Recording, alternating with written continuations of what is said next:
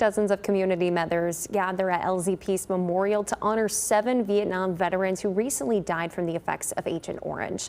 Agent Orange was a chemical sprayed over vegetation during the Vietnam War that Cleveland Clinic estimates killed nearly 300,000 U.S. vets. LZ Peace Memorial is on a mission now to ensure no Winnebago County veterans who succumbed to the herbicide's devastating effects are forgotten.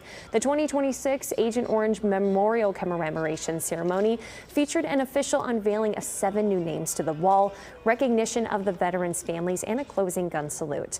Now over 70 names sit on the memorial, honoring their legacies for future generations. It was just a good crowd, and of course the families are so important to be a part, to finally have some resting with what happened there. Tragic end a lot of times, a lot of painful stuff, but again, we're just grateful as brother vets, that we can be a part to help honor our brother veterans.